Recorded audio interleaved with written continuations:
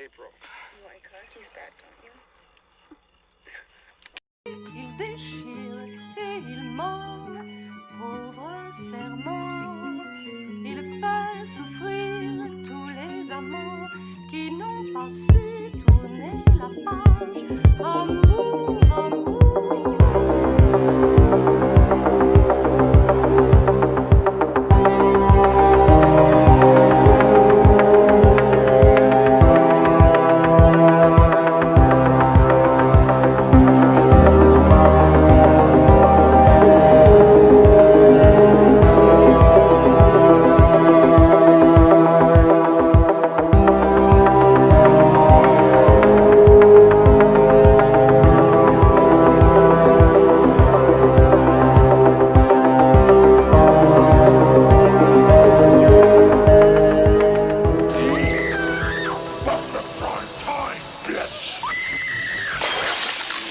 Hello and welcome to Primetime Bitch!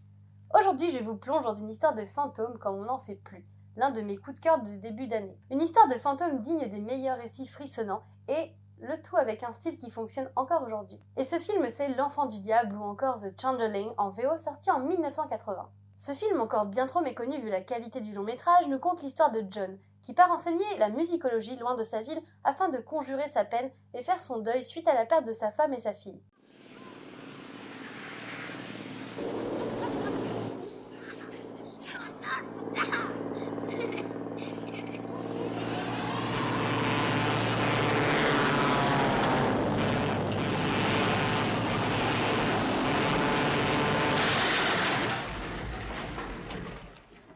Il va alors louer une vieille maison pour y séjourner, mais cette demeure s'avère être une maison hantée par un esprit. Dans L'Enfant du Diable, vous serez plongé dans une ambiance digne d'un roman d'Edgar Allan Poe, avec quelques scènes qui vous feront frissonner, même pour ceux qui ont l'habitude des films d'épouvante comme moi.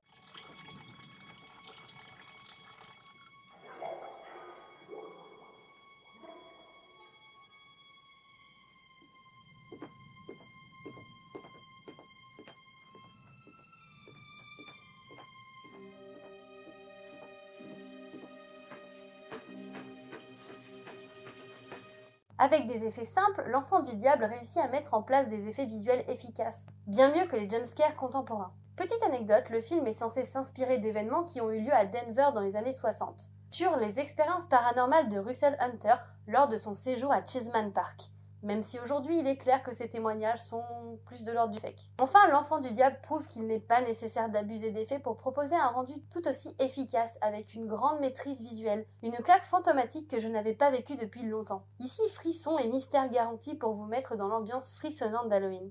C'est une œuvre efficace et intelligente, et si vous ne devez garder qu'un film de fantôme à l'ancienne, c'est bien celui-là.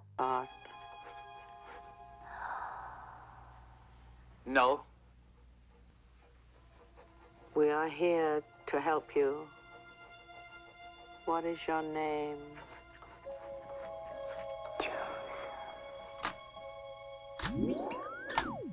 What is your name?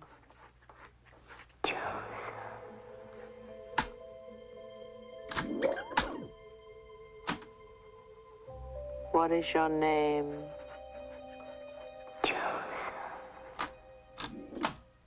Et voilà, c'est le moment de la carte blanche. Et aujourd'hui, c'est au tour de Mathieu de la chaîne Le Coin du Bis, l'encyclopédie du cinéma bis, celui qui connaît Big Jump comme personne. Bref, foncez découvrir sa chaîne. Il a choisi Humanoid from the Deep, Les Monstres de la Mer, sorti en 1980 comme film doudou, un long métrage avec des créatures mi-homme mi-poisson qui attaquent un petit village pour venir s'accoupler avec les femmes du coin. Sympa Mathieu.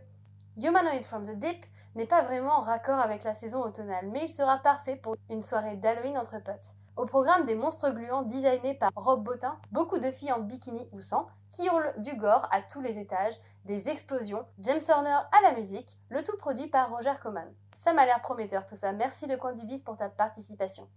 Et n'hésitez pas à me taguer avec le hashtag Welcome to Halloween Mood si vous visionnez Humanoid from the Deep ou Et l'Enfant du Diable, et à demain pour une nouvelle vidéo.